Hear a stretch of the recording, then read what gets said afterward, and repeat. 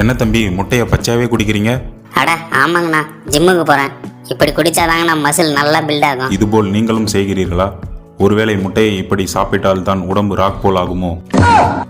என்னதான் முட்டையில் vitamin A, D, choline, lutein, zeaxanthin, amino acids, புரதம் போன்ற ஊட்டச்சத்துக்கள் இருந்தாலும் அறிவியலை பொறுத்தவரை முட்டையை பச்சையாக குடிப்பது ஆபத்தானதே. வீடியோ பிடிச்சிருந்தா லைக் பண்ணிட்டு இது போன்ற தகவல்களுக்கு நம்ம சேனலை சப்ஸ்கிரைப் பண்ணிக்கோங்க. பச்சை முட்டையில் அவிடின் என்கிற சப்ஸ்டன்ஸ் இருக்கிறது. இது நம் உடலுக்கு தேவைப்படும் பயோட்டின் அப்சார்ப்ஷனை தடுக்கிறது. ஆகையால் முடி உதிர்தல், மெட்டபாலிசம் குறைதல், மசில் ரெக்கவரி குறைதல், உடல் கொழுப்பை எரிப்பதில் தாமதமாதல் போன்ற பிரச்சனைகள் ஏற்படலாம்.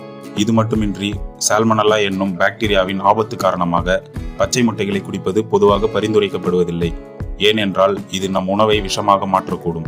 இதன் தொற்றால் வயிற்று வலி, வாந்தி, காய்ச்சல், சோர்வு, நீர் இழப்பு போன்ற நிலைகள் ஏற்படலாம். சிலர் எந்த பிரச்சனையும் இல்லாமல் பச்சை முட்டையை உட்கொண்டாலும் இளம் குழந்தைகள், கர்ப்பிணி பெண்கள், வயதானவர்கள், பலவீனமான நோய் எதிர்ப்பு சக்தி உள்ளவர்கள் சால்மனல்லா தொற்று ஏற்பட்டால் கடுமையான நோய்க்கு ஆளாகும் அபாயம் அதிகம். ஆகையால் முட்டையை குறைந்தபட்சம் 74 டிகிரி செல்சியஸ் வெப்பநிலையில் சமைப்பது நல்லது. என்னதான் யாம் இந்த சிக்கல்களை பற்றி கூறினாலும்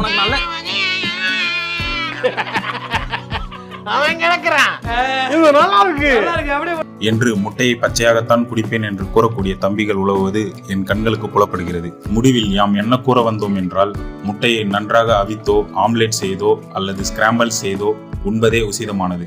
சில சோம்பேறி தம்பிகள் வேண்டுமென்றால் அப்படியே உட்கொள்ளட்டும். சாப்பிடுவது எதுவாக இருந்தாலும் நன்றாக சமைத்து உண்ணுங்கள். நன்றி.